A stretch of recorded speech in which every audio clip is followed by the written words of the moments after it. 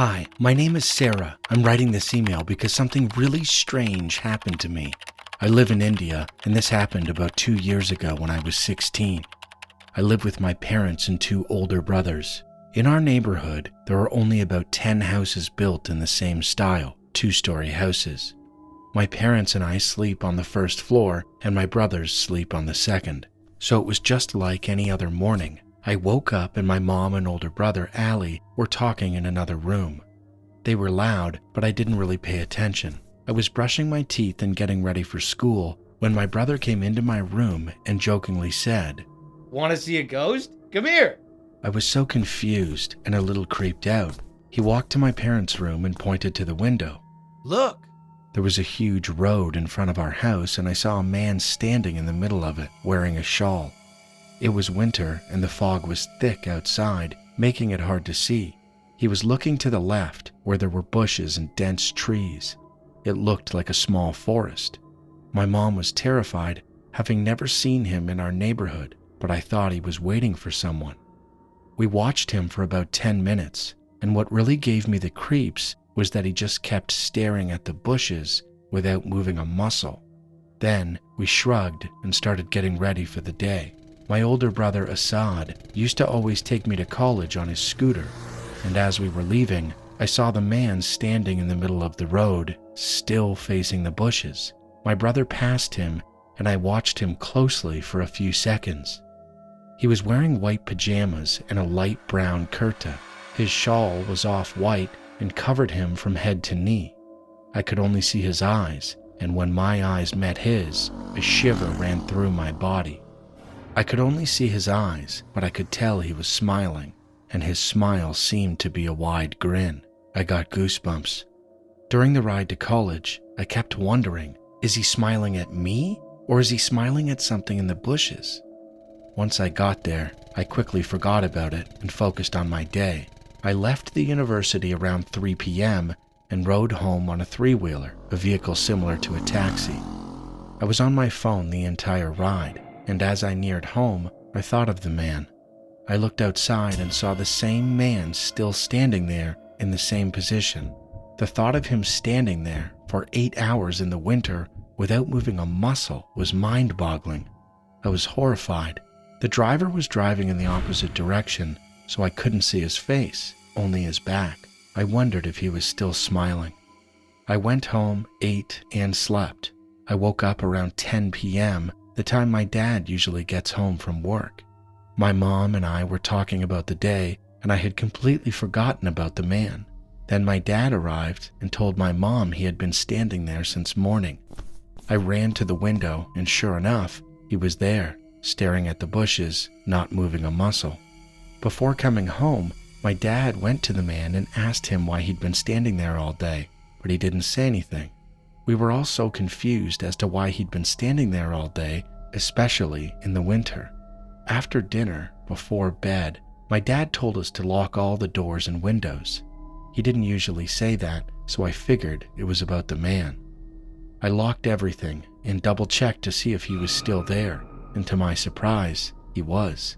We went to bed, and the next morning, I was eating breakfast and watching TV when I suddenly remembered the man. I looked out the window, and he was gone. He hasn't been seen since. We were all horrified by it, but after a few days, we all collectively forgot about it. I asked countless questions like, why was he standing there? Why was he staring at the bushes? Was there something in the bushes? But we never got any answers, and the man standing outside still remains a mystery. It was a normal, cool evening. My mom and I were heading to Kohl's to buy some new clothes for me since I had outgrown my old ones. We walked in, and at first, nothing seemed out of the ordinary. At one point, I grew bored of looking at clothes, so I told my mom I was going to explore the store on my own. She nodded and told me to stay close. As I wandered off, I noticed a woman. She was dressed in all black with long black hair, and she was staring right at me. Her eyes were wide open, black eyeliner streaked down her face. Her eyes were so wide it looked unnatural. A wave of fear hit me. I frantically looked around for my mom. When I couldn't find her, panic started to set in. Then I turned back. The woman was even closer, smiling, that same unsettling, creepy smile. I was so scared I couldn't even think straight. I didn't have a phone, so there was no way to call my mom for help. Thinking quickly, I darted into the clothing racks, trying to hide. Then a hand grabbed my shoulder. I stifled a scream and spun around. It was my mom. Relief washed over me, even as she scolded me for running off, but her words barely registered. My mind was locked on the woman. The woman could still be out there, watching, waiting. Then, my mom's tone shifted. Her face grew more serious. She asked if I had seen a woman with long black hair and wide eyes. My heart skipped a beat. She had just described the exact woman I'd seen. I told her yes, that I had seen her, and that I was terrified.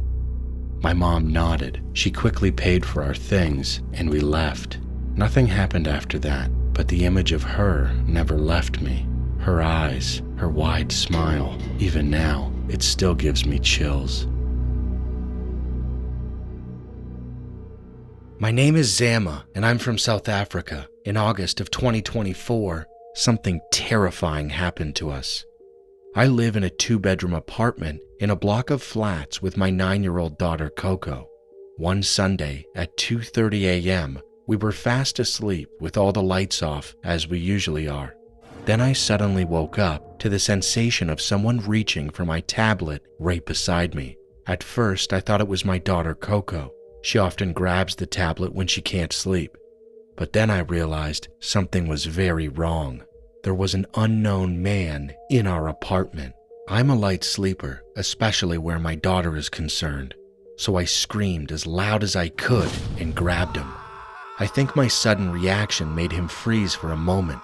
He already had my iPhone in his hand, the one Coco had been using earlier that evening. We started fighting, and as we struggled, we both fell on top of my daughter, who was still asleep. I was terrified, thinking if he overpowered me, he'd go for her next. I pushed him out of my room and into the living room. I was just trying to get him out. In a panic, I grabbed pots and pans and threw them at him, anything I could find. Finally, he backed away, opened the door, and ran out. I was in shock, thinking the door must have been unlocked, but later discovered he had crept in through the bathroom window. We live on the 2nd floor, and I never thought to lock that window. I assumed it was safe. He was skinny enough to step on the balcony rails and squeeze through the burglar guards. Once inside, he unlocked the front door so he could escape quickly if he needed to. Despite my screams, none of my neighbors came to help. They called later to say they'd heard something, but hadn't come down. I was devastated, but at least I managed to cancel my bank cards on Apple Pay before any payments went through. We don't live in that apartment anymore. We're okay, but we're scared of living alone for now. A few days later, we found out there was a group of thieves targeting homes in our area. I was the only person who woke up during the break-in. Others lost much more valuable items. 2 days after our incident, one of the thieves was found dead in the morning. I don't know whether it was the same man who entered our apartment, and honestly, I don't much care. They chose that life.